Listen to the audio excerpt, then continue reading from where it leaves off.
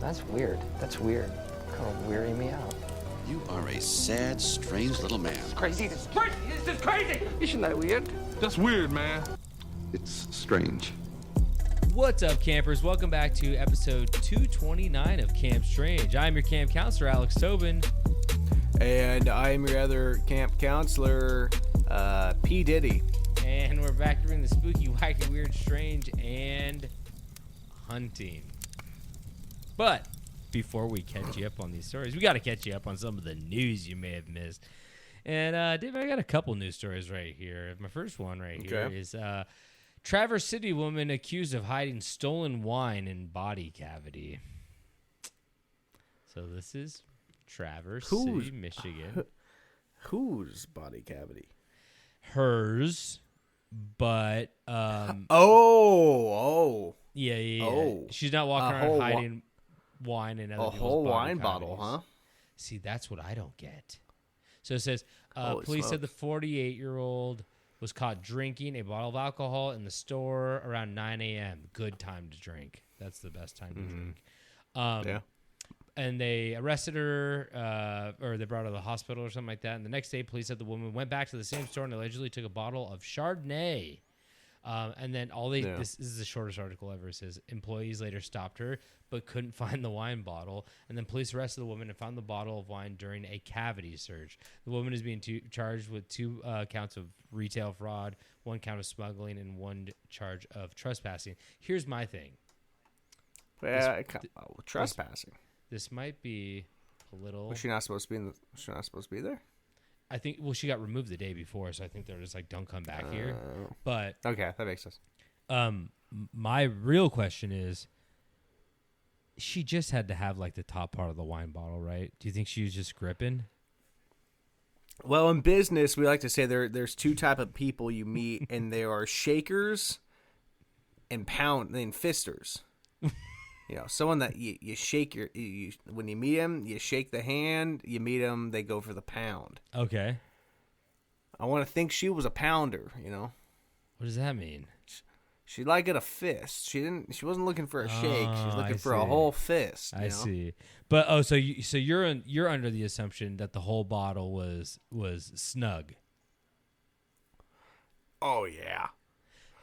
I don't know. I'm more of like a Unless it had like a decorative wine cap, like the cork had something up there, maybe like a small bird. Have you seen a wine bottle with a small bird ornament on top of it? Yes. See, the problem is too, you got to be careful with that little foil thing, because sometimes that could slip off. So it'd just be a really bad look if you're standing in front of the cops and all of a sudden a bottle of wine just falls between your legs and shatters on the ground. And My water broke. Bright red. You're like, I have a confession to make. My baby's an alcoholic as well.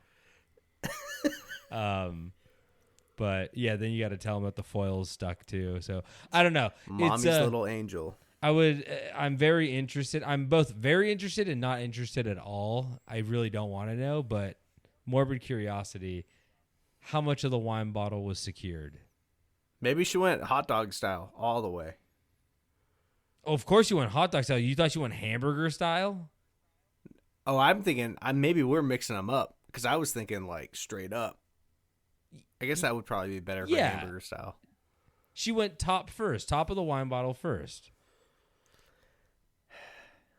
Oh God, pardon my French, but it's got to be so grippy. Well, do you think this woman has trained herself to steal in this fashion, which is brilliant? That might be a good way to work that out. Well, yeah, I don't who's gonna get those muscles like, strong. Carry carry a wine bottle around. I don't think the CVS security guard is gonna be like, "Ma'am, I'm gonna have to see your vagina." He started doing it with everybody, but he's only caught that one lady. But he's gotten a couple of dates out of it, so that's good for him. Good for him. A couple We're of asking restraining hard-hitting orders questions here. But you know what? I like innovation, and she tried, and that's all we could really ask for. And Yeah. like, what does she have to lose? I mean, come on. So just fill me in again. How did they catch her though? No, Like, did it she fall said out or she said fill me in again. Sorry. I believe they brought. See, the thing is, she got she busted. said, "This is how I open it."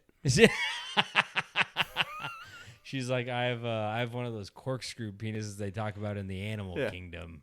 What animal's Yeah, got I that corkscrew? It's a pig. I got a pig penis up there. I think it's a pig and a duck. It's weird because it's all like a corkscrew tail and a corkscrew penis. Come on, God, what are we doing here? Let's be a little. Maybe bit it's more not. creative. Maybe it's just a duck then, because like, what's the Yeah. connection between a waterfowl and a muddy animal? You Yeah, know, why you're they right. got the. You're right. But fill you in again. What? How'd you get caught?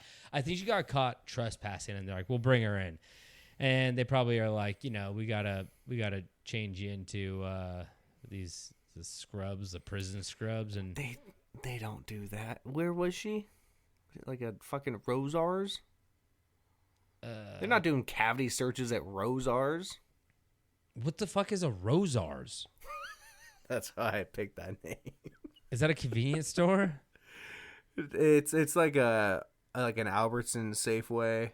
I know this is like a convenience store, I think. But regardless, I think they might have known she had something up her wizard sleeve, if you know what I mean. Yeah. She was packing some serious heat. All that for Chardonnay too. Not my first choice. Yeah. She really wanted the handle, but she's got to do a little bit more training, a couple more reps to get. She's got to slowly increase her weight. It's like the gym, Yeah. So she can't just be like lifting out of her weight class. That's how you get hurt. Who's this guy named Jim you're talking about? He drank the wine after. Okay. He's like, hints of fish. Sorry. Okay, next story.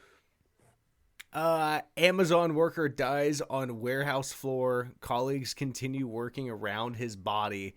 In quotes, let's get back to work. This might have been literally multiple times a month story. I feel like I've heard this happen a couple times. So not What's fun about surprising.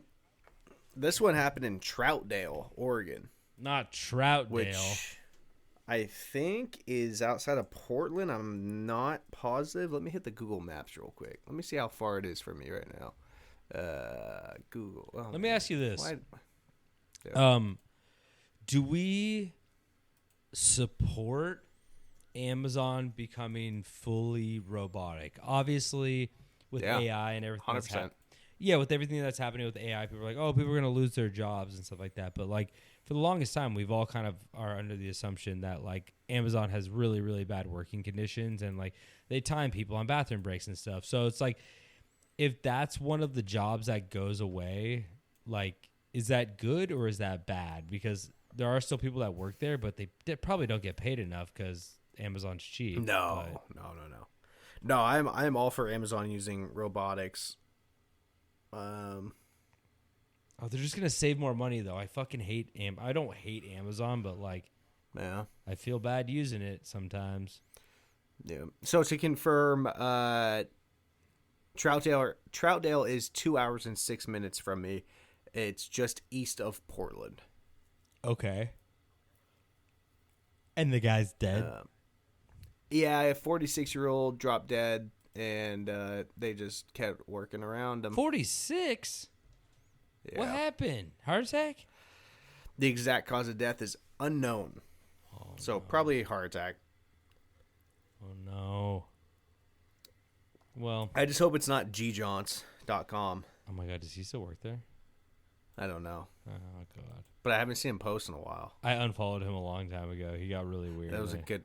Yeah, it's a good move. I I unfollowed the like 6 accounts of his that I was following. I think I still have one. should you explain to the people who this person is? Or are you afraid it's going to get back to him? It's hard to believe that I haven't mentioned gjaunts.com within basically 230 episodes.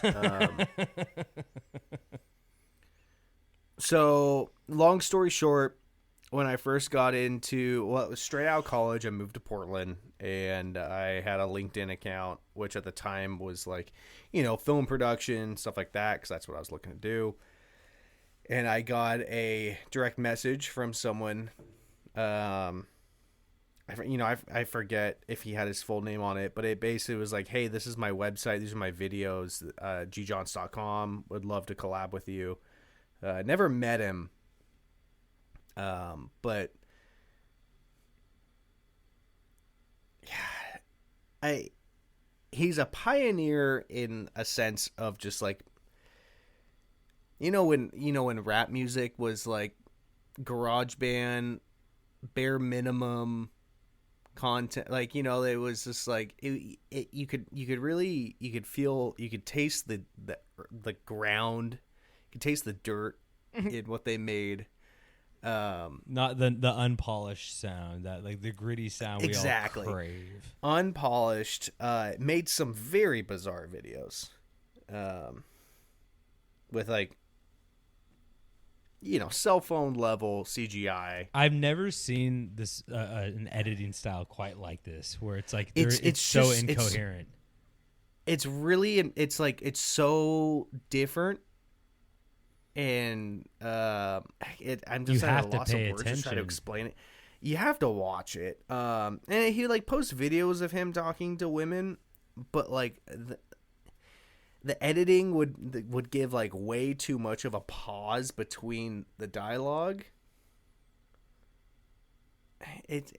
Without seeing it, it's very hard to explain. I just meant like, it's just a very weird man who makes. But weird. So he sent me a DM, and then I saw it, and I couldn't stop watching his videos because it's so jarring, it's so unique. I joined his. And so since then, I joined his live one time on Instagram, and immediately my name popped up, and he was like, Alex Tobin, we know that name, and I freaked out. I got out of the chat live really fast. I love what G. Johns is doing. For the most part, I think there are some rather troubling things that he's gone through. That his personal life is, I got nothing to do with that. So I'm not gonna do you know more about him than I do? There was definitely like a weird series of like, everyone, I'm not going to say he's completely innocent. I'm not going to say he's guilty of anything, but like he has posted some very rough, like domestic violence videos where like his ex-girlfriend is like attacking him. And from his point of view, like it looks like he's the victim. And it looks like she is like just beating the crap out of him.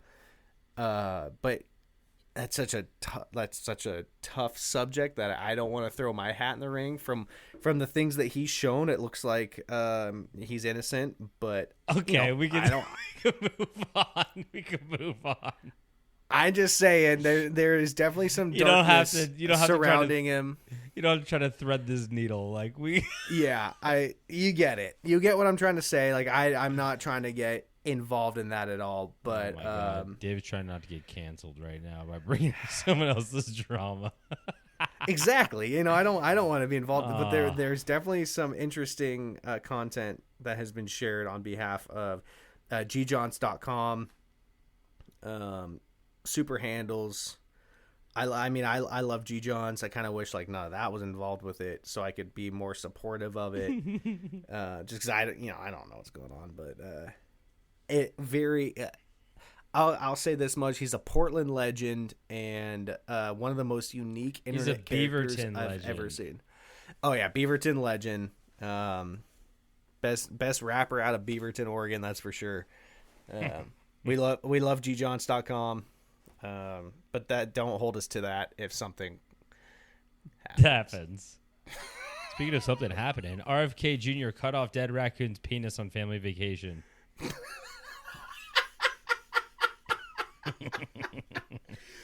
People can say whatever they want about this podcast, but the transitions, man. I tell you. So here's the thing about RFK, if you didn't know. He's a little bit of a weirdo. And I guess there's a new book coming out. written by investigative journalist Isabel Vincent about. It's a book called RFK Jr. The Fall and Rise.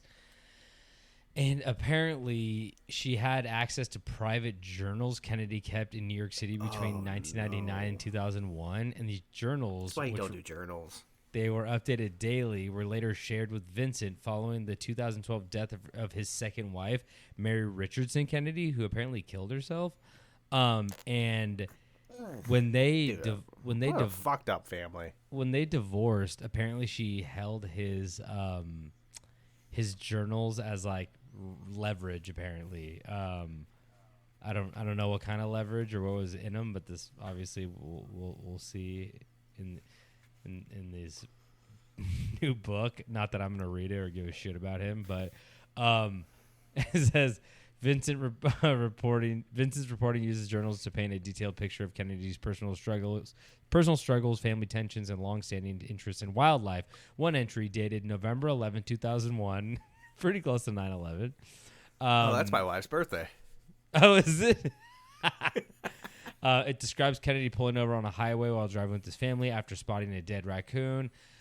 I was standing in front of my parked car on the 160/84, cutting the penis out of a road-killed raccoon, thinking about how weird some of my family members have turned out to be, he wrote, reportedly reflecting on strained relationships. It looked delicious. He said, my kids waited patiently in the car. What the fuck? Vincent told people that Kennedy took the animals' genitals so he could study them later. What's there to study? The account adds to a serial of stories involving Kennedy's handling of animals and roadkill. His interest in wildlife dates back to childhood, including a moment when he presented a salamander to his uncle John F. Kennedy in the Oval Office. What's the number one tall tale sign for serial killers as children? See, that's my big thing where I'm like, why did you just take the penis? Mutilating and killing small animals. Like, this thing was already dead, so he's like, oh, I need to go cut that thing's dick off. Wait, why? In recent years, additional claims about Kennedy's behavior with animals have surfaced during the 2024 presidential campaign. He and after joining the administration of Donald Trump as Secretary of Health, blah, blah, blah. Reports circulated alleged that he dumped a dead bear in Central Park, beheaded a whale, and ground up baby chickens and mice in a blender to feed hawks. That last claim was made by his cousin, Carolyn Kennedy, ahead of his Senate confirmation hearing. How do you behead a whale? Where do you start? One cut at a time. Yeah, you know what's funny? It's there feels like there's about our fucking country. Well, yeah, but it feels like there's like plausible deniability. And okay, hear me out. I'm gonna go on a little bit of a tangent. It's gonna tie back in. Okay. But okay, so I found out. Okay, we all know Quentin Tarantino's a weirdo, right? Makes great movies. Oh yeah, I love his movies, but he's a fucking. What's that one tweet? I love it. It's like Quentin Tarantino is the perfect name to give that little freak or something like that. Yeah, it really is. It really is. And I've just found out recently. So famously, we know that he likes feet, and famously, we also know that he puts himself in some of his movies. And I think like his 2 or 3. He's him and Hideo Kojima. Gotta scan the feet. Yeah, true. But regardless, he feet and so okay, I'm a little sidetracked now. So feet, and then he puts himself in the movies, and he'll say like the N-word, and you're like, okay, that's kind of weird. Why did he put himself in there? Like, I understand using a word if it serves the character of the movie or it makes sense, but some of it I'm like, why'd you put yourself in there to say it? And then lastly, the what's it called? When the RZA gives you an N-word pass, you use it, I guess. Yeah, of course. But once again, this is Pulp Fiction before he knew anybody, and he put himself in it, saying it. And then he did it in Django too. But and then the last thing I was gonna say about him was the scene from Dusk Till Dawn, which he wrote and was directed by Robert Rodriguez, and then Salma Hayek puts her foot in his mouth and pours tequila down her leg. So he wrote that scene. What I'm trying to say is I just found out that in Inglourious Bastards, the scene where I don't know, I forget who it is, the blonde. I think Diane Kruger, I think her name. I can't remember her name, but she gets strangled in the projection booth, and she gets killed by what's his name? Hans. Michael Fassbender? No, the German. Oh my God, I almost said Hans Christian Andersen. That's who wrote The Little Mermaid. Oh my God, why am I blanking on his name, man? Are you talking about the guy that was Christoph also Waltz? Christoph Yeah, Waltz. Chris. Anyway, Where'd he go? I liked him. Anyway, so he's supposed to strangle her in up in the projector booth, and apparently Quentin Tarantino was like, I saw Diane Kruger or whatever her name is be like, oh yeah, Quentin didn't trust him to strangle me the right way or hard enough, so Quentin did it himself, so I could say that I got strangled by Quentin Tarantino, and I was like, like all the plausible deniability like protects him because he's like, what, I'm making movies, and like he has like an out that like nobody can be like for sure you put feet in the movie because you're like a little horny bastard, or like you're strangling people because this is like a weird fantasy of yours. And I feel like it's not fetish shit, it's just filmmaking. Yeah, exactly. And I feel like it's the same thing with RFK Jr., where he's like doing weird shit, and then he's like, what, I've always loved nature, and I'm doing it for the sake of research. But in reality, he went home and how we even got here. He played with that little raccoon penis when he got home. He didn't do research on it. What the fuck kind of research is he doing? He's like, oh, I saw what happened I when gotta you... suck on it to see if it fixes my throat. He's like, the study I did was I popped it in my mouth, and guess what? It tastes really good. It was good. It was good. Studies are conclusive. They're good. Yeah, exactly. Yeah, he says... I sucked on the raccoon penis. It didn't fix my throat. Well, he claims that he had a disease, and that's why his throat's like that. But I'm like, now I'm beginning to wonder what kind of other fucking penis he sucked on to get that. What kind of like hantavirus rat dick he was sucking on or something. Fucking sea lion penis. Baculum. He shoved a baculum down his throat. That's a penis bone.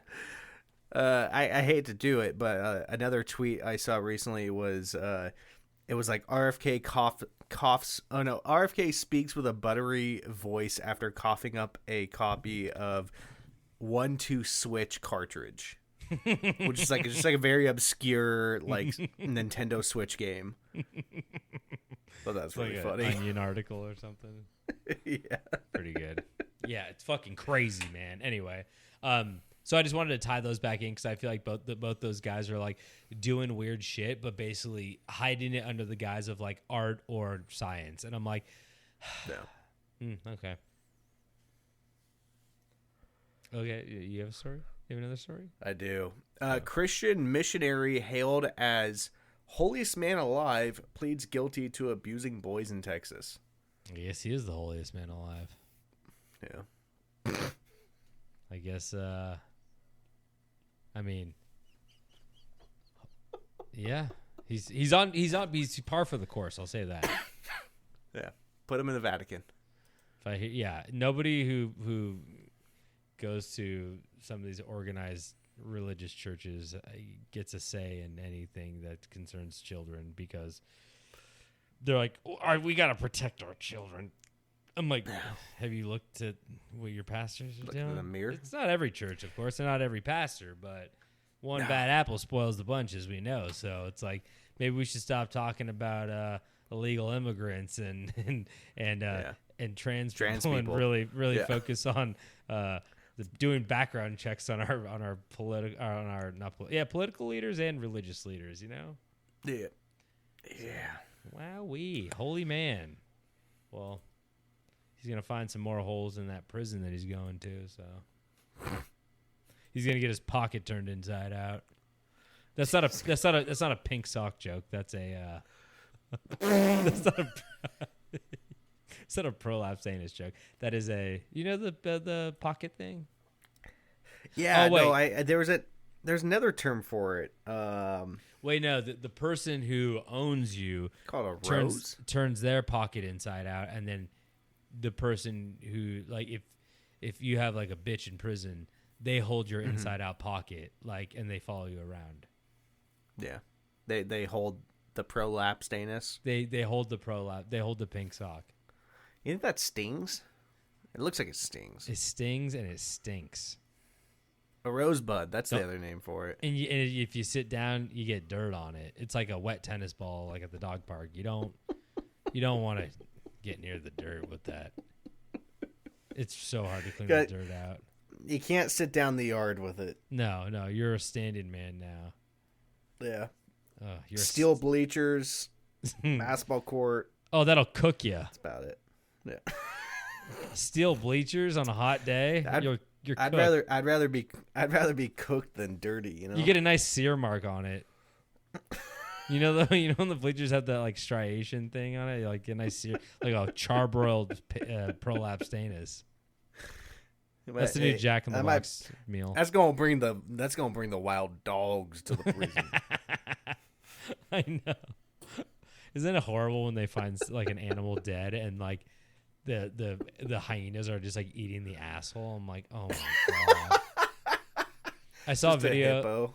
So I like how I said I saw a video. Like I don't have plausible deniability. I'm like, it was for nature science. Like it's not because I was watching hyenas eat an elephant asshole or like a hippo asshole, like dead. It was dead. It was a carcass, and they ate it and they bit into something and like it exploded. Like the bloat. The back of it exploded and then all the hyenas like ran away, and then I pulled up my pants and I went back to work.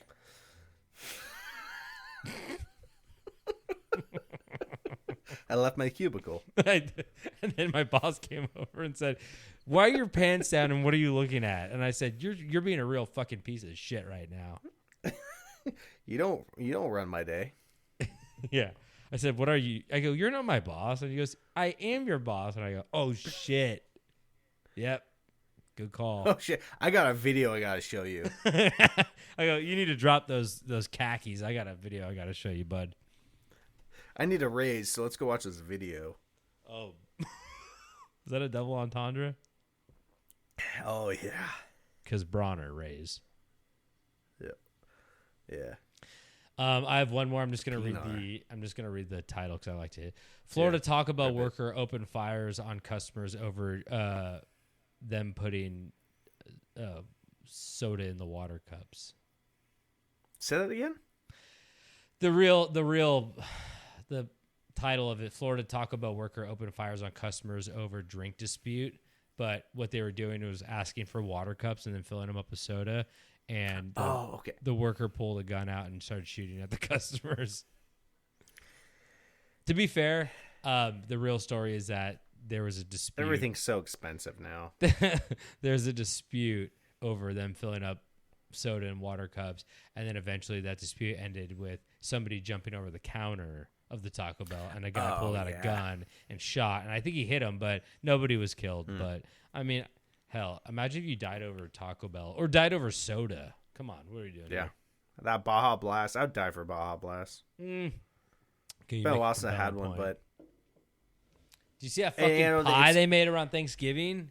The Baja Blast pie. No, it's like bright blue. It's a fucking pie that tastes like Baja Blast. Google it right now. Baja Blast pie. I'd love to see how that comes out. And then they did a purple one too this year, or this last year. Baja Blast pie. I don't know. Oh my god! I fucking told you. I wasn't expecting it to be one of those like clown pies that they like throw at people. I thought it was gonna have like a crust over it. I didn't think it was gonna be like an ocean of teal.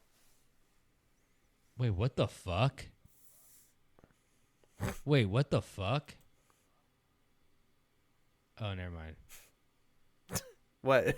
Well, you can't just do that and then not say what you're gonna fucking Sorry, say. there's a picture of a girl holding the pie, and I thought it was somebody I went to college with. It looks exactly like her. It's somebody else. It's not that interesting. It just really, I thought it was gonna be like one of those really weird coincidences. Oh yeah, we should definitely dive into this for 20 minutes. It'll be very interesting. Yeah. Wait, there's one more pie though. I think they brought like a new pie. I thought it was like a purple It's pie. news to me that Taco Bell is selling pies. They're like, it seems like they're slowly turning into like Jack in the Box. I think they're fucking it up. I mean, like in a good way. They're like drawing, like, oh shit, yeah. Taco Bell to release new Baja Blast but new Baja Blast Midnight Pie. So it's purple pie. I guess they have Baja Blast Midnight. I don't know what that is, but no, they're just like adding. They had like some fucking big ass conference, and they're like, we're doing like ice cream, sprinkle ice cream or birthday cake empanadas. They're just like doing crazy shit because they know that they're doing like a Choco Taco now. They're just throwing out a rest in peace. Are they done? They're gone. Choco Taco disappeared. I think they're still around. The original one ain't. Is Choco Taco around? I just Googled. It hangs around. Oh, the original Klondike Choco Taco has officially discontinued in 2022. However, as of late 2025, a reimagined version called the Choco Latte is available through a partnership between Taco Bell and Salt and Straw, which is a ice cream place close to me. Salt and Straw and Taco Bell. Started in Oregon. What? Oh, did it really? Yeah, it started in Portland. Oh, that's cool. Well, look at that. It all comes full circle. It seems like Taco Bell and Salt and Straw are saving the Choco Taco. So it actually even looks better. It looks like a more quality version. So, well, they're not doing the Code Red fucking pie because the emergency rooms would be packed. So much red dye 40 in that shit. Yeah, people think they're shitting blood. They don't have a exclusive contract with Mountain Dew for that. Baja Blast is a official flavor that Taco Bell one time I bought like a bottle of it at like a gas station, and it's just not the same. Oh, really? Gotta get out the tap. Yeah, not the same. Fair. All right, should we get into these stories? Yeah, I guess we keep talking about fucking Baja Blast. Yeah, let's go down the menu of Taco Bell. Let's see what they got going. Okay, now David, have you ever had such a bad string of luck that you're convinced that the universe was testing you, or that karma was finally catching up with you, knowing you? It's probably the karma. I've had nearly 36 years of that. Yeah, exactly. See, and you know what the biggest sin was? Being born. Yeah, looking like that. I know. When are you gonna tell people your actual height? He is 4'3". No, I'm not. You project on me because you're 4'3". 4'2". Why would you 4'2" and 3/4. I like how you go, no, I'm not, and you go an inch shorter. 4'3" and 3/4. But anytime I wear shoes, I'm a good 4'4".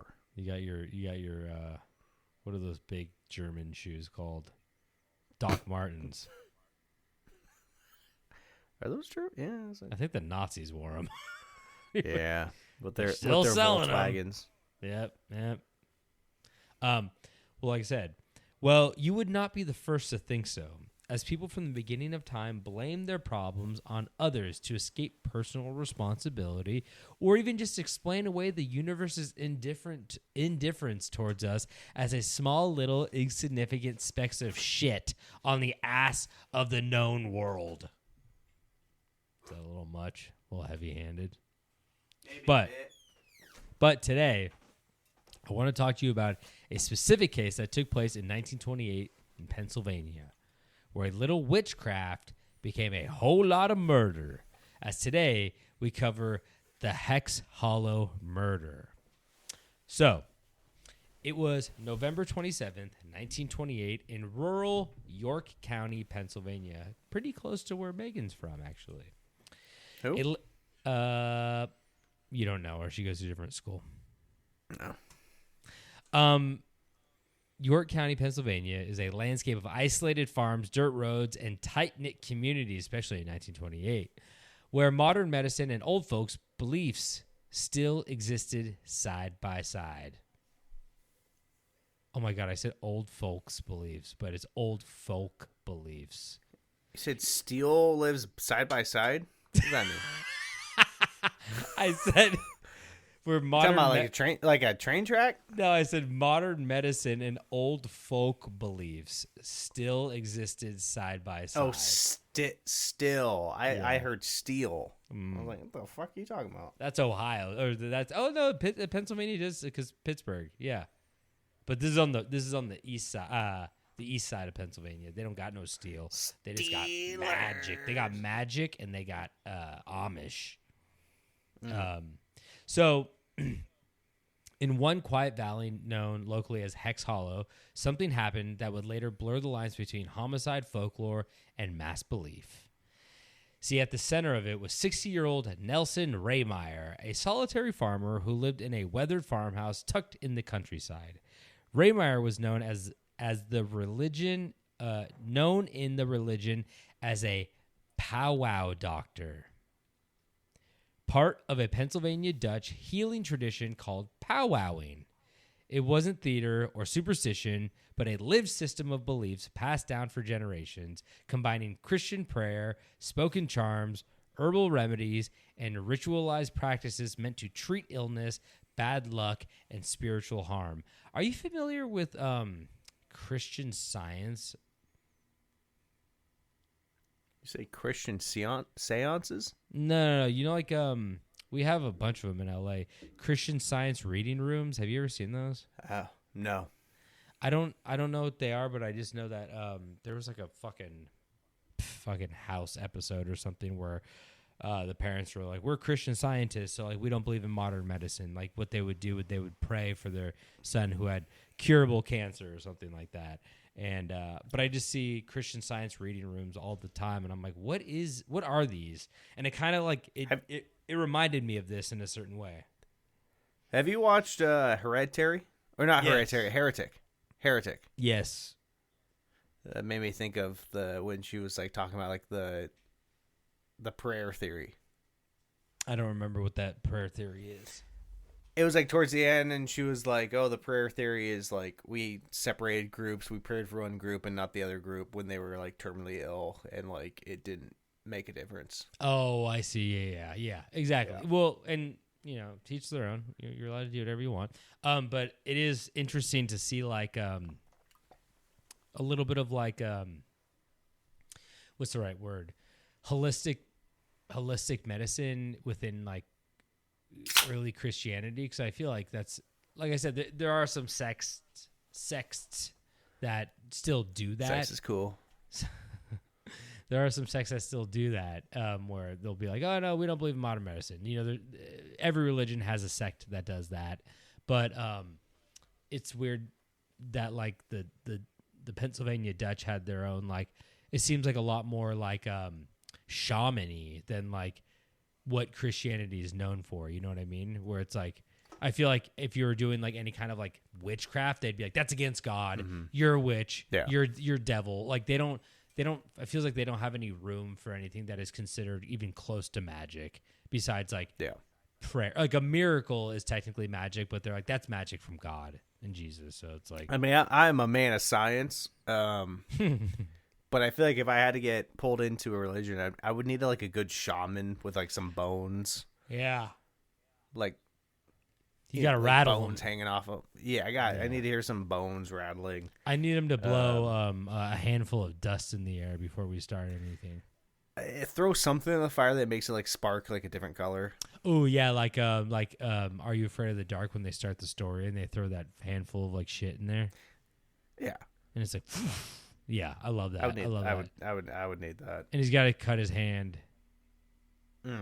Oh yeah, if I had to cut my blood hand, magic. get some. Love it. Or like killing a chicken. As long as we ain't it. Like, okay, RFK. Maybe like cutting off like a raccoon penis. Let me eat the chicken. Yeah. I know. We aren't doing medicine anymore in the United States. We are doing black magic, shaman. We need no more vaccines. Only blood magic. What if it worked and we're all like, fuck? What if like our whole? What if like he did? Blood magic What if he prevents did? autism.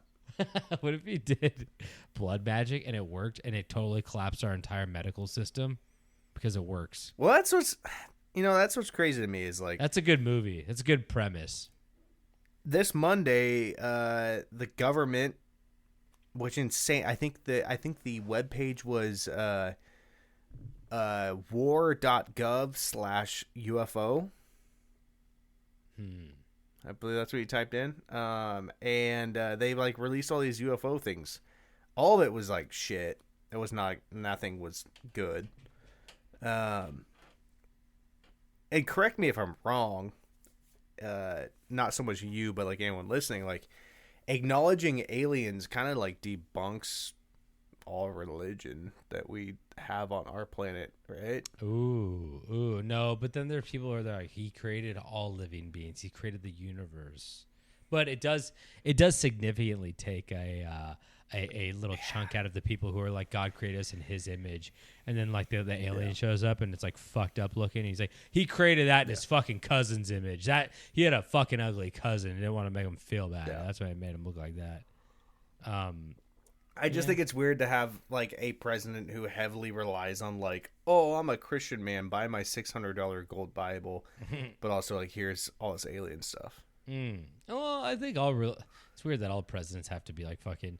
They're like JFK. Speaking of, he was like the first Catholic president. Everybody else was like fucking like Presbyterian or Protestant or I don't fucking know. Like who? Maybe they're Christian. And he was the Catholic. good old fashioned. I don't know what you call that. I'm Catholic. I still don't know the fucking difference between Christians and Catholics. And somebody's like, well, Christians believe Jesus was born on a Tuesday, and Catholics believe he was born on a Thursday. And I'm like, what? Yeah. Who gives a shit? Yeah. Who gives a shit? Green, gold jacket, green jacket. Who gives a shit? Well, Happy Gilmore reference for you. I love Happy Gilmore. So when it came to Rehmeyer's reputation, though, that's the shaman man, the powwow doctor. His reputation, and it's also funny because you Google him and he just looks like a buttoned-up 1920s fucking guy in like a suit. Like you think of shaman, you think like this guy's gonna be crazy looking. Like no, he looks he looks like a guy on the back of like any like old candy box. Like this was the founder. He accidentally dropped a caramel chunk in a vat of chocolate. Shaman's got to have a minimum of 7 skulls on their like in their head. On their outfit, like one on top of a cane, yeah, maybe a necklace with 3, like kind of like a belt with 3. 2 pygmy ones hanging from his ears, little tiny skulls. Yeah, that's cool. Hamster skulls. There's a lot of those. Yeah. Oh god, we have so many hamster skulls. Losing like 40,000 a day. So, but like I said, when it came to Rehmeyer's reputation, though some neighbors sought him out for help, others avoided him, quietly afraid that he could influence events in ways they didn't understand. Whether you like him or you feared him, he was known around town for his so-called powers. See, and a few towns away, a 30-year-old man named John Blymeyer his life began to unravel. Locals describe Blymeyer as a simple man, not like Leonard Skinner says. I think it's a little bit more simpler than that. Suffering from a lifetime of poor health and bad luck. Blymeyer regularly experienced bouts of real and imagined debilitating illness. So he was sick, but he's also probably a hypochondriac, and had nearly constant headaches. His first child, a boy, died within 5 weeks being born. A second child, a daughter, was born premature and lived only 3 days. Eventually, Blymeyer's wife divorced him, and he lost his job as his health worsened. That belief didn't come from nowhere, though, that he was being affected by an outside source, because it developed gradually through a conversation with others. So he thought he was being cursed. He's like, my life is too bad to be coincidental. Like, I am cursed. But he began to develop that idea through conversations with others who shared a similar folk framework, people who still believed in hexes, spiritual interference, and the idea that one person could project misfortune onto another. Eventually, Blymeyer was told directly by a 9-year-old powwow witch. So he went to like 20 powwow witches, and they're like, yeah, like, we don't know what's going on. We didn't hex you. But then this 9-year-old bitch was like, her name was Nellie Knoll. And she's like, I'm 90. Like, I'm going to die tomorrow. Whatever. I'll just blame whatever. But Who gives a shit? She said that there can only be one man responsible for his suffering, and that man was Nelson Rehmeyer. I wonder what Nelson did. I bet he didn't call her back after they hooked up or something. Yeah. He's like, oh, she's like, I'm pregnant. And he's like, what? I wore my shedded snakeskin over my wiener. that's what they use for a condom. Yeah. Trying to think of something that would work. That might work. Pretty dry. Sheep intestine? No, that's what they actually make about them. That's not funny. No, sorry. That's what they actually used to make. The sausage casings, basically. Yeah, you're allergic to latex. That's what you got rocked. Yeah. You got to stick your penis in a intestine. Get up in the guts. Sorry. Okay. Sometimes my mouth wants to say stuff, and my brain's like, you shouldn't. Oh, I know. I have to edit all of it out. No, you don't. You're too lazy to edit that out. I've given up at this point. You'll watch me burn. You'll watch me burn from public court, and you'll be like, I could have, but I didn't. Someone needs to protect me from myself, and you're not the man, okay?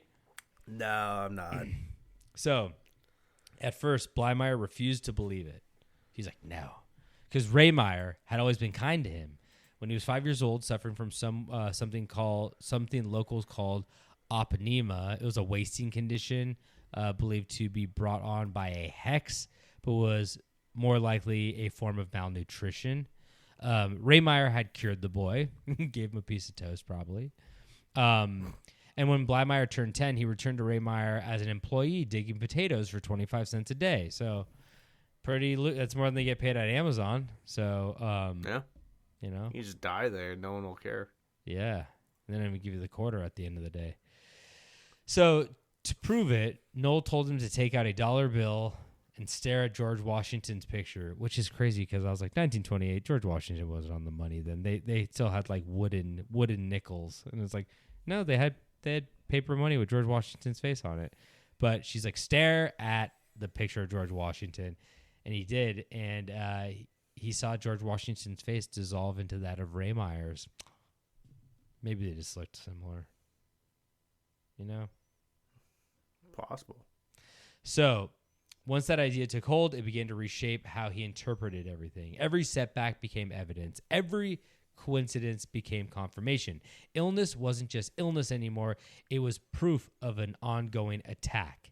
In that mindset, randomness disappeared. Everything had meaning. Everything had intent. So, this is what I'm talking about, where I'm like, I understand this guy had like a really bad string of luck and like shitty things happened to him, but like, I think it's indicative. Like, we all know people who like do shit on the daily that like is like fucking up their life, and they're like, God damn it, the cops are fucking with me. And you're like, you're smoking crack on the sidewalk. The cops are fucking with me. You're trying to shoot the squirrels with a 22 in your backyard in the middle of the city. Exactly. Can't do that. So Blymeyer became obsessively focused on breaking the curse, and in that obsessive phase, he devised a plan.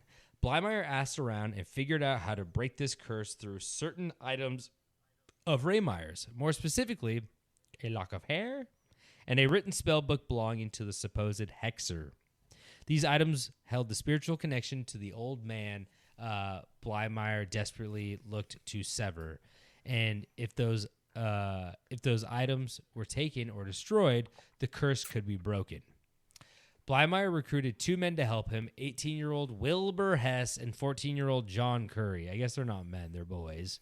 And together, they formed a plan, go to Rehmeyer's farmhouse, confront him, and obtain what they believed was necessary to end the curse.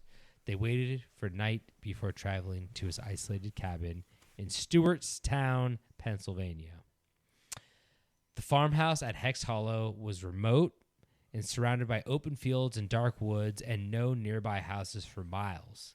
When they arrived, Rehmeyer immediately recognized them.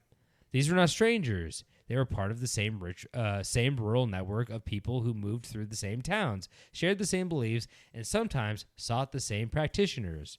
And because of this, he let them inside. Oh, God. If I just saw like Big mistake. What's that? Yeah, exactly. Big mistake. I mean, maybe he's like, oh, you guys come in for like a little palm of dust. You want me to blow some dust in your eyes? Yeah. You want me to? Little chicken foot. He's like, I got like 20 hamsters I'm about to kill. You guys want to come in and watch this? I can't get hard anymore. I got to kill the hamsters. It's got a big hydraulic press we're going to throw them in. He's like, I I just can't get hard anymore. I got to kill the hamsters. They're like, Quentin Tarantino, do you think that's related? And he's like, yeah, I think it's definitely the ritual and their life force that makes me harder to get, and not the fact that I'm killing them with a rock. I put them in a sock and I swing them around the room. You gotta test see what aspirin does to babies. So you gotta smash the hamster in a sock. Exactly. So once inside, Rehmeyer noticed that the three men were armed with sticks and 25 feet of rope. He's like, so you guys killed some hamsters too? You guys are armed with 25 feet of rope. What's going on with that? All you guys got 25 feet of rope? What are you going to do with that? That's like 75 feet of rope between the three of you. Yeah. They're like, which? He knows the numbers. So quick math. The men demanded that the old witch Rehmeyer surrender his spell book and some hair. And when Rehmeyer refused, a fight ensued. Blymeyer, the kid, choked him, and Curry smashed him in the head with a block of wood. They didn't mention maybe the block of wood was already there. You know, that's what he was smashing the hamsters with. So I don't leave the house without a block of wood. Without my block of wood. What if a door needs a jarring? Huh? You never think about that, huh? Yeah. So at trial, Blymeyer accused Curry of delivering the fatal blow at 12:01 a.m. on Thanksgiving Day. Ooh. But others say that Blymeyer strangled Rehmeyer. Blymeyer strangled Rehmeyer to death. Regardless, they killed the 60-year-old man. The three boys ransacked the house searching for the spell book, and when unable to find it, they proceeded to douse Rehmeyer's body and home with kerosene and set it ablaze. Believing that the curse was finally lifted and all evidence of the crime was about to be erased, Blymeyer and the two boys fled. Oddly enough, though, Rehmeyer's body in the old wooden house did not burn. It just smoldered for a while. And many locals believe that even in death, Rehmeyer's powwowing powers were strong enough to keep the house and his body from burning.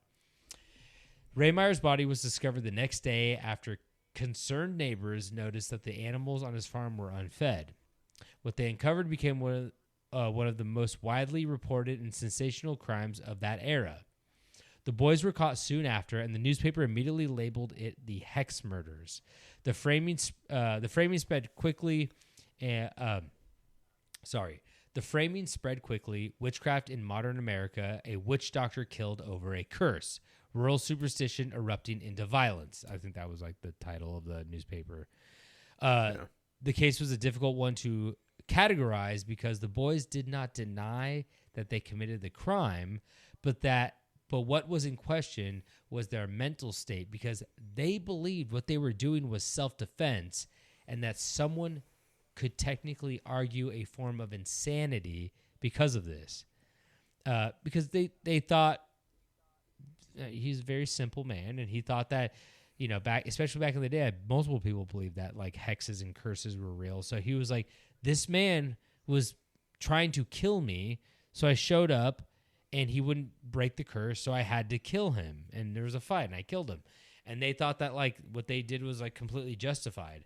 And at the end of the day, it didn't really matter because the three boys were put on trial and found guilty, where they each received life sentences. But strangely enough, all of the men, yawning. These murders bore me. But Climax, just a yawn for the climax right there. Yeah, well, I always yawn during my climax and make them make them feel like they didn't work hard enough. Yeah. So boring. Yeah. But strangely enough, all of the men were eventually paroled and went on to live normal lives. So they all fucking got out eventually, which I do like. I mean, if I'm Rehmeyer, I'm like, fucking put them in prison for the rest of their lives. But like, if I'm like a normal person, I'm like, oh, they're just like, they're fucking really dumb. And one guy's really dumb. The other two guys are also dumb because they're 14 and 18. They got roped into it. And it's just like a very unfortunate situation. But like, I don't know. It's a tough one. And as of today, the 2-story house remains standing It remains standing and is a small museum to the horrible act that took place there in 1928. Everything remains unchanged, with its charred floorboards and a clock above the stove frozen forever at 12:01 midnight, the exact time it was said that Rehmeyer was killed.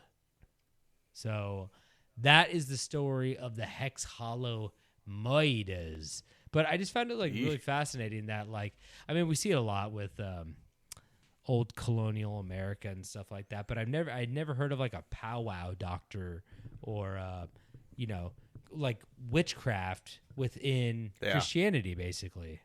No, never. No, it's very weird. It was an option. I know. But they're Pennsylvania Dutch, so they come from Germany. So it's probably a different type of Christianity than what was maybe happening in Massachusetts and Salem witch trials, for sure, all that kind of shit. But yeah, also years after, far after. So yeah. Anyway, all right, Tobin. Today we're going to talk about a pretty rough story, so listeners, proceed with caution. Oh, yay. Probably skip it here if you are sensitive to bad things. Just bad things in general. Yeah. So since the first movies were released in 1894 by the French Lumiere brothers, films have captured the imaginations of most societies. Movies of great journeys, the fight between good and evil, and a good old romantic comedy. People love these movies because they paint a reality that could reflect on the lives that we live or wish to live. Bitch, are you describing to me what movies are? Well, but then there are movies that are made to terrify us. Movies like Hostel, The Hunt, Ready or Not. Films where the rich pay to hunt the poor and unfortunate.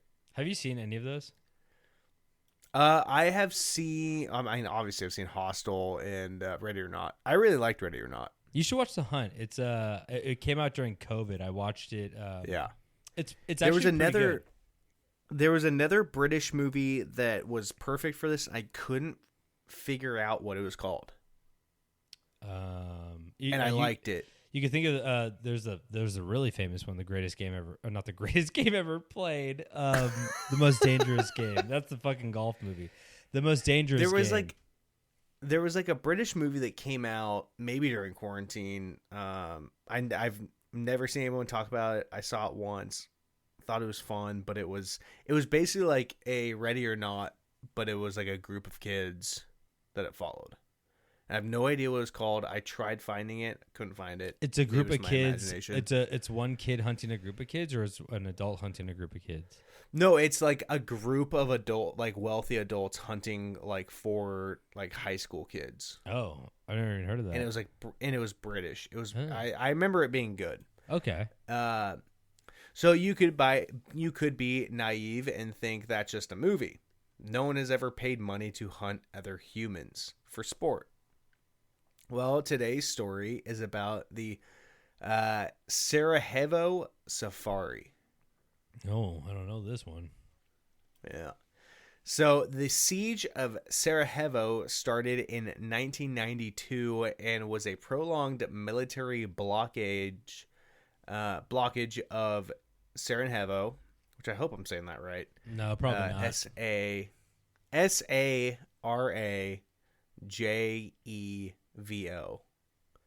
I believe you. Sarajevo. Yeah. Sarajevo. But so it is the capital of the Republic of Bosnia and Herzegovina. Govina. Herzegovina. I've never heard of that place. I know a lady that hit a bottle of wine in her Govina. Herzegovina. I'm assuming it's kind of similar to what Czechoslovakia was then, and it became the Czech Republic and Slovakia kind of thing. Like there was a... Brother, you're asking the wrong guy. I don't have much information on Czechoslovakia. There you go. Can't even spell it. Which one? I can't barely could say it. I'm not talking. Czechoslovakia. That's not what I'm saying. Okay, I What can't I'm spell saying is, like, Govina either. Herzegovina. Oh, Herzegovina. Herzegovina.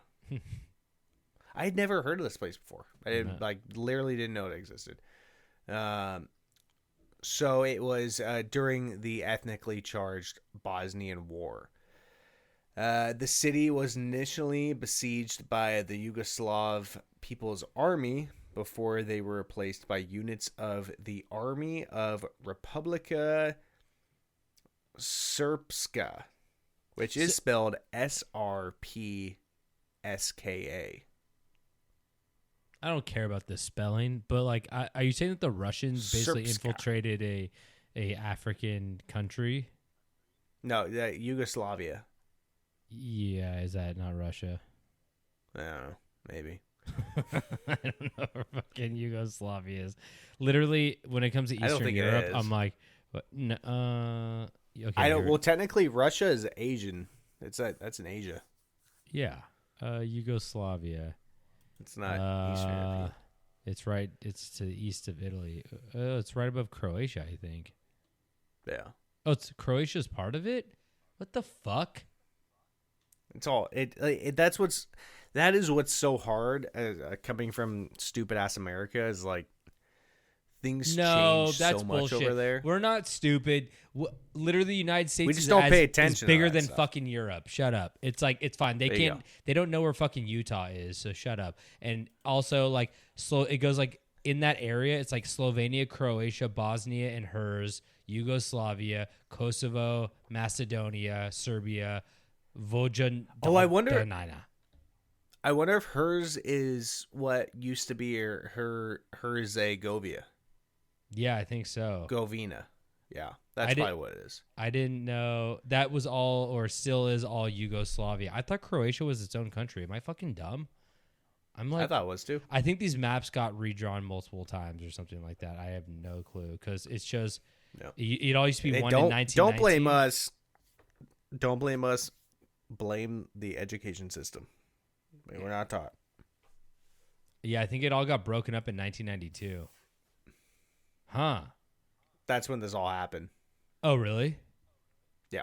Ooh, okay. Continue. So the siege lasted 1,425 days, Holy making it shit. the longest siege of a capital city in the history of modern warfare. This all took place because Bosnia and Herzegovina declared independence from Yugoslavia, and guess what? They didn't like that. So now our story comes in. Little side note, really quick. Yeah. It also broke up again in 2008, where Serbia lost a piece, and it became Montenegro. And then also Kosovo. I know you don't care about this, but I do. Like I do want to learn all this stuff one day because it's like I've got no idea what's going on over there. Yeah, it's interesting. And it makes sense why I've never heard of this place, and it's just like here. They're making up. You know, the Europeans, they like to make up fucking countries to be like, oh, you dumb Americans. I'm like, oh, yeah? Well, we have Rhode Island. Find that, bitch. I can't even find that shit. I got no idea where that is. Rhode Island. Oh, my God. You from the I Family can assume Guy? it's like an island that's long, like a big road. Are you talking about they made Family Guy Rhode Island a real thing? They made Quahog a real thing? So now our story comes in. Oh, wait, sorry. Hey, Bader. I did. Yeah. Hey, Hey, Bader. Bader. Yugoslavia. It's been a minute since I've done that. I feel like the allergies are really fucking with me. Vocal lately. They've been stimming. bad. Hey, Peter. Oh, that was pretty good. That was a good one. So now our story comes in. It was very important to learn about all that. So during the siege, the army of Republika Srpska, aka VRS, came up with a plan to make some extra money while also taking care of the problem they had. The VRS opened a deal that was known as a act of war terrorism. You know, about war terrorism? Is that like war crimes? Kind of, not really.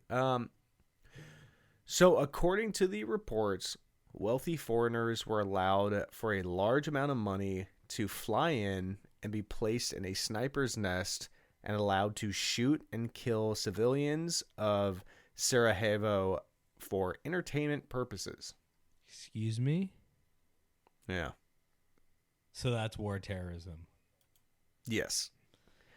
Who greenlit this? It's war tourism. It's when you're it's like you're a tourist, but you're going into war. This instance is a very dark version where it's like, oh, I'm going to go in this war zone in a very protected area and shoot unarmed civilians. Oh, were you not kidding when you say war tourism? It was really tourism the whole time? Is that what you're saying? Yeah, no, like that's a term. I know, but are you saying terrorism or tourism? Tourism. Okay. Yeah. Wow. So the traveling shooters would pay around 80,000 duchess, which is whatever their currency is, which is about $53,000 to gain access to shoot and kill middle-aged women. It would be 95,000 to shoot young females. This is like and Saw. about I saw Hostel. Yeah. And 110,000, which was about $72,000 American dollars, to shoot at and kill pregnant women. Oh my God! Wait, so they were spending that much I just don't get how they can control who they shoot and who they don't shoot. They put them in like a sniper's nest, and they're like, "You didn't pay the 110, and you shot a pregnant woman." It's like, so what are you gonna do? Are you gonna charge me? So the way it worked was they would have a handler. They would have a military person who would go with them. They'd greet them at the tarmac because these people were very wealthy, fly a helicopter, private jet. They'd meet them. They would escort them to this tower, a place to hide. So from what I've understand is the city is built in like a valley. And so some of the spots were up in the mountains, like impossible to see. Mm-hmm. And they would go up there with their, call it what it is, a hunting guide. Holy shit. And who was doing this? Who's putting this on? The VRS? Is that what the acronym is? Because I couldn't fucking pronounce that word. Oh my God, that is haunting. The Republica of Srpska, which is again SRPSKA. I don't know how to pronounce that, but they were the VRS. Mm-hmm. And as someone who has, like, I've gone hunting before, you can hire guides and like they'll say up in a good spot and they'll help you identify like, oh, like that's when you should shoot, wait for the opening and shoot it. So I have an idea, I have a feeling that they would go up with these guys and they would sit there and just be like, shoot whatever the hell you want, but I'm going to keep tallies of what you shoot and you have to pay for like what you did. Oh my God. Why were they only shooting women too? What the fuck? Yeah. They're like, that's what makes this like evil. Like, it's like the worst shit ever. Incel shit. So then this also became a quick competition between the shooters to see who could kill the most beautiful woman. Oh my God, that is so incel. And so these millionaires, billionaires, whatever at the time would show up and they would all meet each other and they'd place bets and be like, oh, I'll put 50,000, like they all put 50,000 down and whoever kills the most attractive woman gets the pot. I'm like up in the crow's nest. I'm like, beauty's subjective. That already dying woman. She's so beautiful. So a journalist. I'm like, she was Holy beautiful before I shot him in the head. Jesus Christ. I can't even imagine like this this casual, like the casualness of the evil is like crazy. To It's me. entertainment. It was purely entertainment. For Like them. your life And is they're, like I'm squashing a bug, I'm stepping on an ant. Like I could never even like step on a bug and be like, "Ha, that was really fun." Like these people are just killing humans. I mean, if I see a wasp on the ground, I stomp it. It's weird. It's weird too because like we obviously talk about serial killers and people dying all the time, and I don't know why this seems so much more. Well, because they're sitting up in a tree or like in these bushes where no one can see them with high-powered rifles, and they're just like probably drunk laughing. And No, well, I think that's actually not the word. Like I think a serial killer who sits there and torments their person, like at least like it was quick and you know they didn't see it coming or whatever, and like I think it's like the money factor of like of don't worry, what you're saying will be justified at one point. So okay, yeah, just like seeing get people there. being like, no, I can kill a person. Like this money puts me above like morals. Like I mean, not really, but like they think it does. Where it's like, well, I can kill people Untouchable. because exactly. I have money. Yeah. Serial killers, they get caught. What they do, everybody's like, you're disgusting. But like these guys are like buddy, and they're treating it like human lives, like they're nothing. And I don't know. There's some I don't mean to like. There's some serial killers out there. It's like, no, human life is very important to me. I'm like, that's kind of That's why I take it. Yeah, exactly. And you're like, okay, well, you're like psychotic. Sacred, and that's why I take it. Yeah, these people are not like psychotic. They're just like bored. Like it's like that's why like all these like rich businessmen are also like pedophiles. Like, oh, I've had everything. I haven't killed a person and had sex with a child. And you're like, oh my fucking god. Like, please don't. How about you kill the person? You. How about you kill you? Yeah. So a journalist. This is gonna be another rough one. Uglijen, which is Uglijen. Brother, we're not spoke Googling it. You don't have to spell it anymore. All right. So spoke with many members of the Bosnian Serb military, and it was said that European royalty was among the shooters, saying, "Oh my god, Prince Andrew." Many of them, actually, no. There's going to be a little bit of a curveball. Many of them told me European royalty was among the shooters.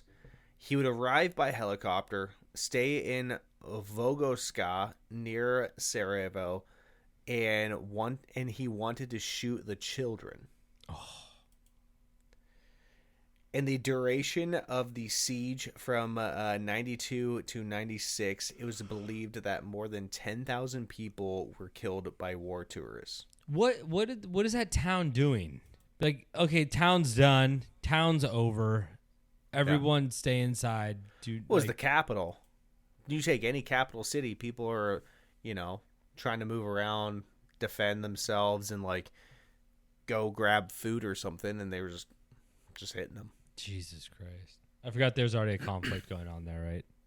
Exactly. So they're like in a war zone trying to survive. So they thought they were getting catching shot. like strays by like the enemy or something, not knowing that it was like a fucking rich guy who paid $100,000 for that. Exactly. Even though all this took place in the early to mid 90s, it was not until last year, due to pressure made by documentaries about the safari, that Italian prosecutors opened an investigation into who attended these hunts. So it wasn't until 2015 that like this became like the center of attention. Like no one really knew about it. And this happened from 92 to 96. Oh my God. So from what information that has been gathered, it is said that the wealthy from Germany, France, the UK, and the United States had participated in the shootings. Thought it wasn't us. Yeah, we're in there. It's always us, isn't it? Unfortunately, they were only able to pursue the Italian citizens, because I said this was coming from Italy. But it's easy to believe that they will reveal others in pressure to convict the other people involved from other countries. Like, even if you're prosecuting someone in your own country, you might as well name off like the people from other countries that you know were there, to be like, hey, Germany, Yeah, even if you can't Like, hey, prosecute him. Fran, like look into this. I Like, mean, I bet there are they were people. there. I bet there are people we don't even know. They're like the ultra wealthy don't even have like Oh, yeah. a presence They're on ghosts. them. Yeah. But what if it was like one of them? They're like Lord Byron the 18th, John Forrester of the United States, and then there's like Stephen Curry, and they're like, Yeah, I was gonna say Paul Pierce for yeah, some reason. yeah. It's like, goddamn, he half court Chris- wasn't enough for him. Chris Bosch. Yeah, he wanted the further shot. Jesus. Kyle Anderson. Yeah, it's crazy. So in February, a 80-year-old truck driver was put under investigation as part of the sniper tourism probe.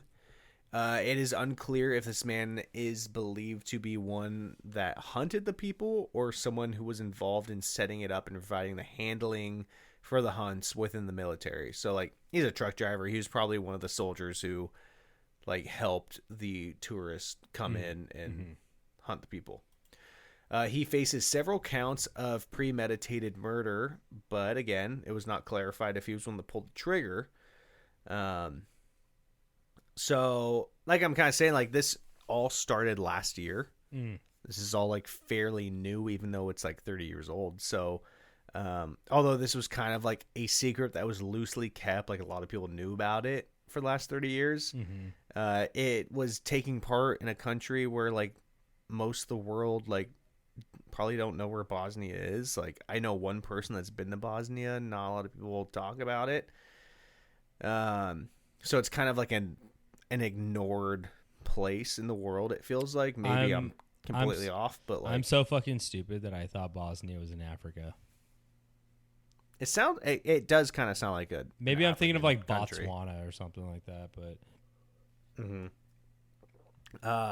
And so where we are right now in this whole case is that everything just started coming out last year. So this is another one of those stories that's like kind of actively going.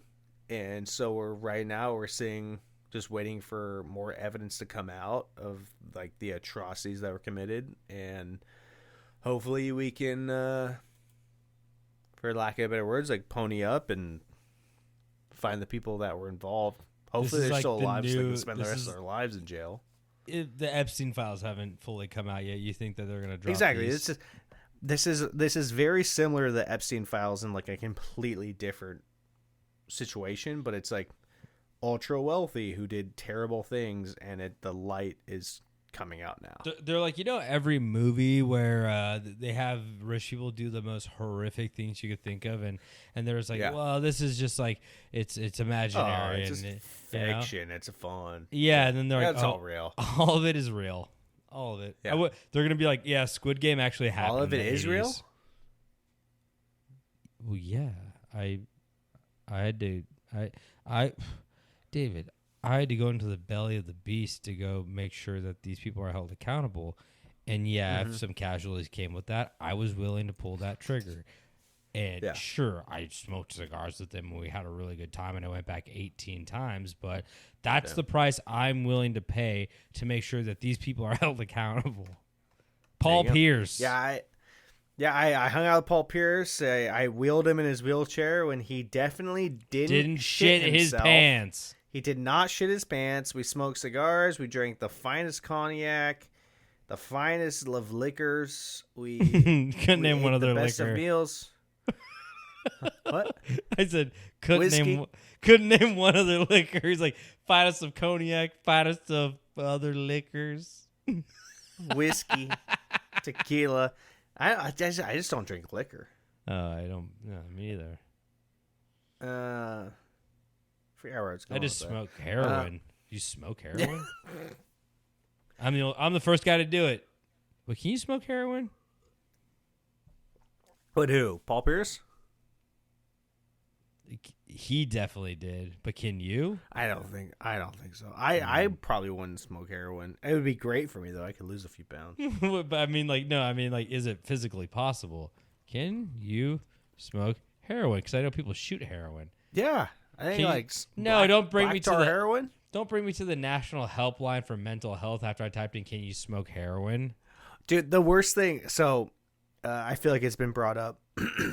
I over the years I've become an avid You can't smoke Magic the Gathering player, and one of the card shops in town is called Addictive Behaviors. Ooh. And every time I Google the place to see like what they've got in stock, I get an national helpline. Yeah, like you can get out of these addictive behaviors. You could turn your life around. The name of the goddamn store. You're like, I do need to turn my life around, but for different reasons other than heroin. It's for Magic the Gathering. I need to stop. I smoked my paycheck away this week off of fucking Google the Goblin cards. So yeah, that's the end of the story there. Wow, holy shit, that's haunting. Very, very terrifying. Goes to show you what could apparently they can only do it in like, so I don't know, I wouldn't be surprised if they're doing this shit in like Ukraine right now, you know what I mean? I bet like Russian oligarchs are like, can I go like shoot somebody?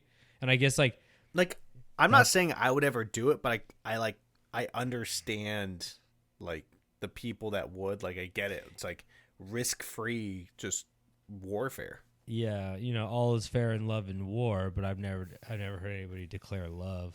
At least not towards me. Oh yeah, I'd never want to shoot someone ever, but like a psychopath, like that's like the perfect scenario for someone to do that. Yeah, that's like a it's like stealing something during a riot. Yeah, remember the video I sent you, the fat guy stealing the chips and he gets shot in the head? Yeah. It was fake, guys. Yeah. It was you not sent real. that to me this morning. That was funny. No, he died. He died good. He's watched too many like live leak videos. When he falls over and his arms do the thing, and I'm like, oh my god, that was like too realistic of a death. Oh no, that video, like the way he died was very realistic. I know. That guy's watched a lot of murder videos. That's the funniest thing. It's like a secret cult of people like you and me who have seen so many horrible videos of people being killed, and it's like you can spot the people within that circle when they post a video of themselves pretending to get shot. It's like in Lord of the Rings where Vigo kicks Saruman. Saruman. What's his name? He's my birthday brother, Christopher Lee. Yeah, Christopher Lee was a Nazi hunter back in the day for England, and it's because he looked very German. He spoke German, so he was an undercover spy within the Nazis, and he killed motherfuckers all the time. Yeah, they actually had Quentin Tarantino brought him on to strangle the lady. But so in the scene where is it Grimworm? That nasty Wormtongue. Worm. I don't think I thought it was Grimworm. No, it's Wormtongue.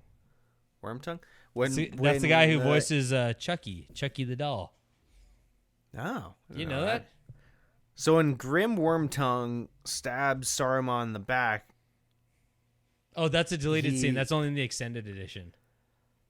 But it exists that he like corrected Peter Jackson, was like, that's not what you sound like when you get stabbed in the back. You don't yell. All the air is taken out of your lungs when you get stabbed. Exactly. Yeah. And Peter Jackson's like, oh yeah, okay. Peter Jackson's like, can you stop talking to me? You're scaring me. He's like a chubby, jolly guy. Can you go to the other crafty RV? Hey, can you make sure that this guy doesn't get a hold of any fucking knives anytime soon? Jesus. Anyway. Well, thank you guys for tuning in and listening. We love telling these stories, and we love when you stick around and listen. If you guys want any more information, just go to our Cam Strange podcast on Instagram. Everything's there in the bio. Rate, review, subscribe, and whenever you're listening to this, share with a friend. Fuck it. Bullshit. Speaking in tongues. That's our sign off. We just speak in tongues from now on. No. We should do a whole episode speaking in tongues. That'd be an easy week. We might be the only people that ever do that. No, I bet there's a podcast about that. Anyway, I bet they'd love that. That's how we get them back. Yeah. That's how we get the fans back. It doesn't help. It just took like a month and a half off. But Well, David had a Whoops. horrible case of a rash on his butthole, so I couldn't sit. I had to stand. I had to sleep standing. he had to use Daddy's cream, and he ran out of Daddy's cream. The rash They don't- spread they up to his waist. Because of Trump's administration, the cuts from all the health providers, like Daddy's cream is done. I tried making my own Daddy's cream in my crawl space because I need the humidity. And the batch went bad. It made the rash worse. If you get dirt in the cream, I've been you can't been get the dirt. crawling up the walls. Yeah, Been and crawling up and speaking down the walls. And speaking of crawling, you should just change your dirty diaper more. That's why you keep getting the rash. Because They're David, too expensive. For I you- can't get them for free anymore. for those of you who don't know, David's an adult baby where he's like on like one of those like TLC shows where it's like a camp I use a thing. different name on the show, but if you've watched those shows, you've seen me. Yeah. It's usually him and his 800-pound wife. Yeah. What do they all have 800 She's pound down. wives? She's down to 700. She's down to 700. We've been clapping a lot around the house. Every time something good happens, we clap, and she's down to 700. That's the workout is clapping. I make her get up to go to the bathroom, and we were down like at least 100. Spending half as much on the diapers because I forced her to get up to use the bathroom. I'm done with the bucket. But we're also like in the red with toilets because they keep breaking. They're too big. They're like Pringle cans. Mm-hmm. Do they sell industrial sized toilets? They do. We gotta get some of them. Bigger holes. They're usually higher up too, which is nice. It's not so much of a. So your feet can dangle. No, they don't. I guess yours might. I do tiptoes. I don't do tiptoes, but if I go, You curl the toes and smash them in the ground like an ape. No. I do balls of the feet, and my heels are slightly lifted on the ground, off the ground when I'm taking a shit. But if you go heels on the ground while you're taking a shit, I feel like your ass cheeks are too close together. At least mine are. So like then you're just gonna have a mess back there. I'm constantly getting yelled at because I put footprints on the wall across. I'm a straight leg pooper and no feet on the ground. I spread them out.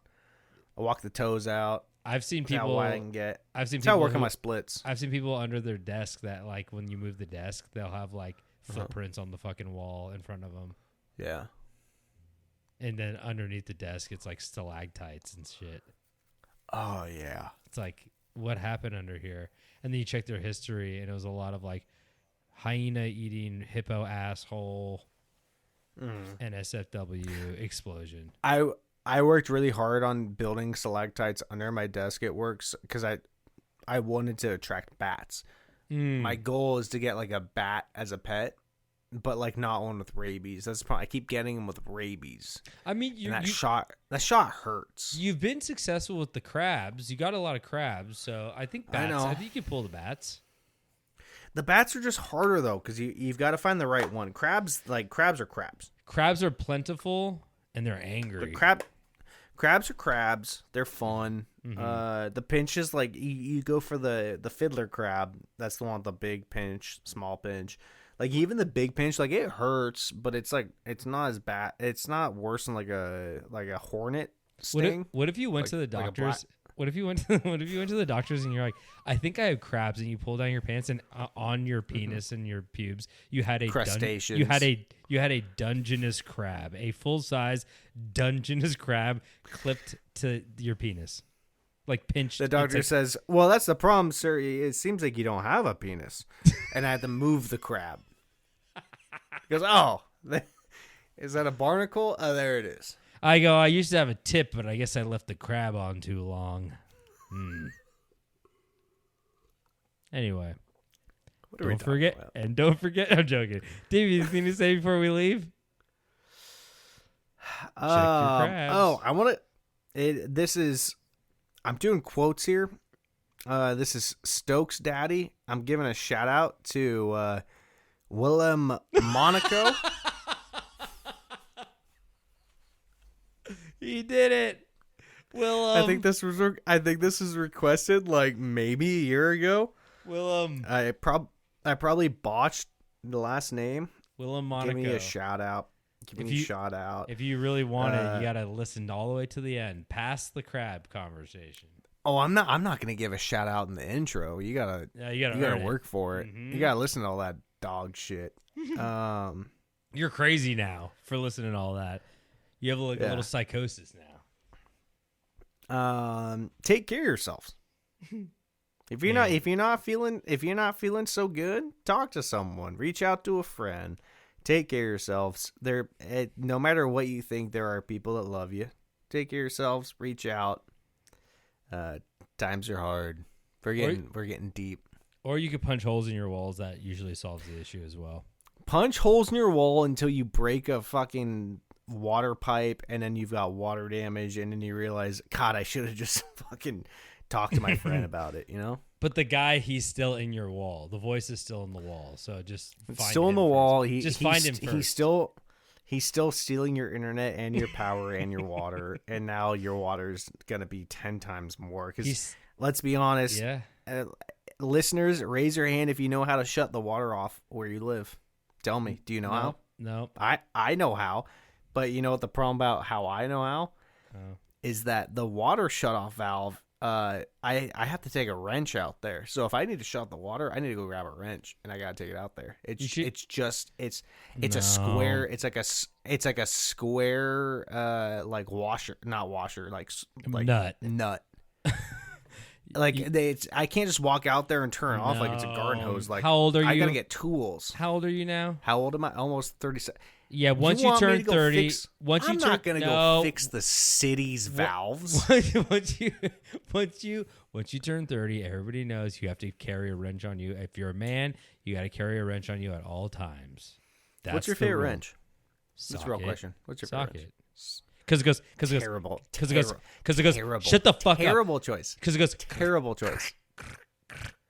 I will explain. Satisfying. You want me to explain to you why that's a terrible choice? Why?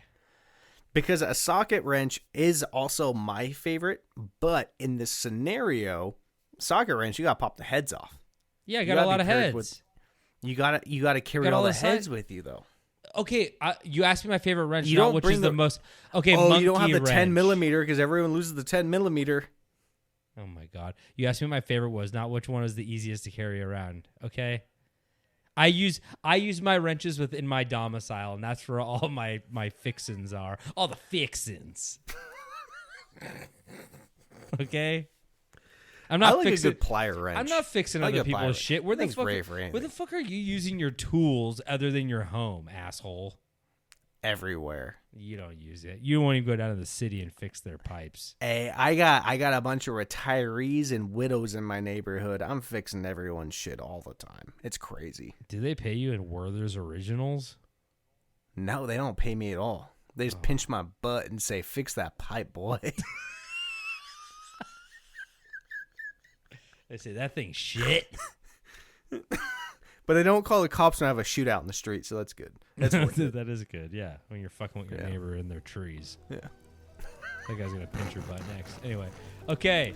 And don't forget to stay strange.